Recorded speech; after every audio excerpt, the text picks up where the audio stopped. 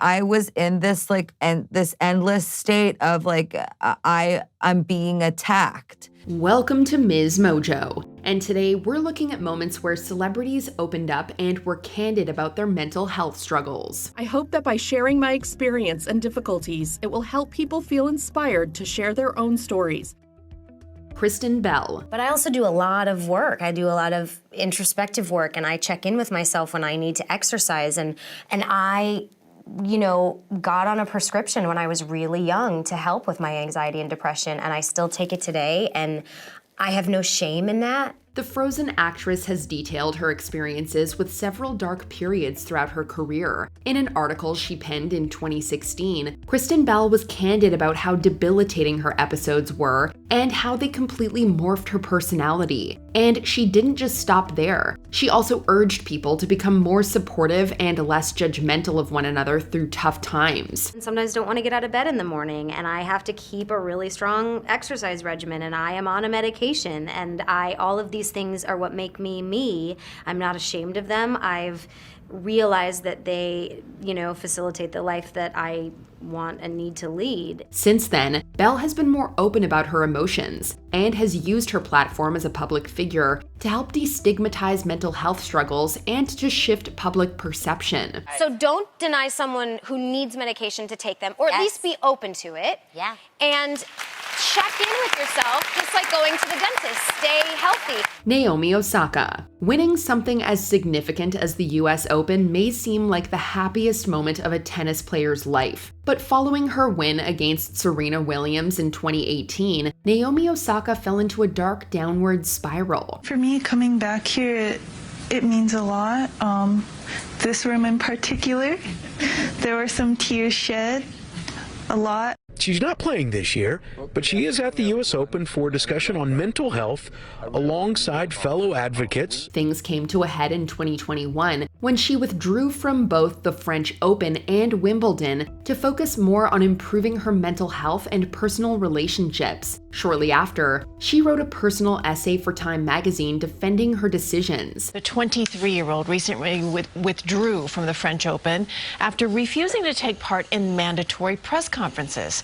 Osaka says that she did it, quote, to take care of myself mentally. In it, she called for greater understanding of athletes as human beings and for easing expectations placed on them both on and off the court. She also shared a simple yet powerful message. It's okay to struggle and to ask for help. I feel uncomfortable being the spokesperson or face of athlete mental health, as it's still so new to me, and I don't have all the answers.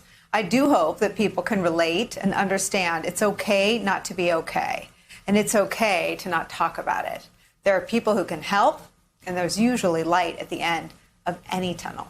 Megan Thee Stallion. Even those who appear the most confident can be struggling beneath the surface. After being shot by Tory Lanez in 2020, Megan Thee Stallion entered a dark period, which was only deepened by relentless scrutiny. In a 2024 interview with Women's Health, she was blunt about how it affected her mindset and relationship with fame. A lot of people didn't treat me like I was human for a long time. Megan says in reference of the hate she got from fellow artists and online users questioning her recollection of the shooting. She broke down her experience, from how she would become emotional before shows to having several days where she wouldn't even want to get out of bed. I wish I could have handled this situation privately. That was my intention. But once my attacker made it public, everything changed. The truth is that I started falling into a depression. I didn't feel like making music. I was in such a low place that I didn't even know what I wanted to rap about. However, with the proper guidance, Megan was able to implement positive changes like working out and deleting social media. She's also been able to channel her darker emotions into her music, helping her grow both as a person and as an artist. I'm in a space where I feel good mentally, so I want to look as good as I feel. My attitude, my vibe, I feel like I'm starting a new chapter in my life. I'm just so comfortable with myself. I'm like, okay, at this point, girl, what's the worst thing that can happen? Taraji P. Henson. See, these are things that we've normalized. So imagine all the other things we've normalized. Trying to be strong, push through. The strength is in vulnerability.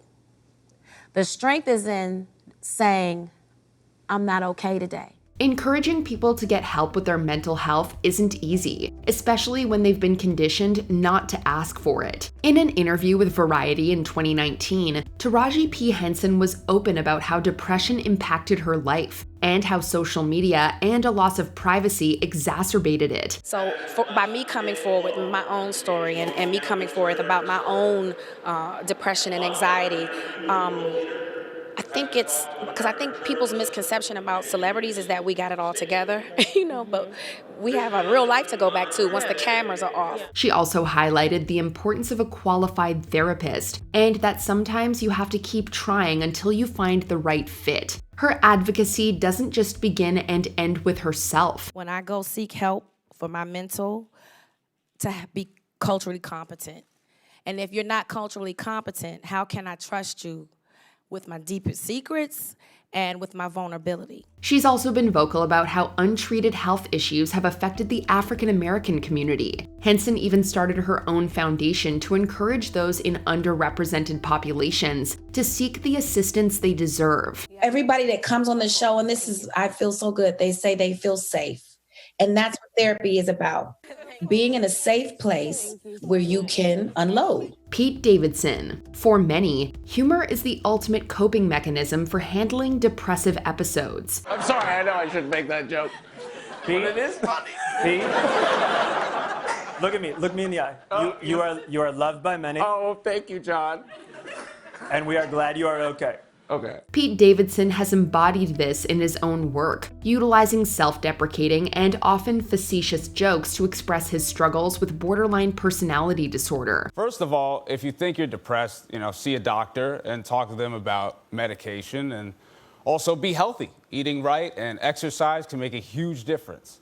And finally, if you're in the cast of a late-night comedy show, it might help if they, do more of your sketches. He first detailed his mental health struggles in a 2017 interview where he disclosed his diagnosis and how it impacted his life and career. Since then, he's been open with the public about his emotions, even disclosing some of his most intrusive thoughts he had during a dark period in his life in 2018. When you're not feeling good and you're going through all this stuff and there's people at your house in Staten Island. His ability to laugh at his pain hasn't just helped him, it's also encouraged some of his fans to seek professional guidance themselves. You learn from now I have to go outside and be in the sun for a little bit, or go for a walk, or start the day this way. It's all just programming yourself to trick your brain. Selena Gomez. When it comes to all aspects of health, Selena Gomez has been one of the most outspoken. In addition to the physical challenges she faces, she's also been willing to reveal the issues caused by her mental health. I'm constantly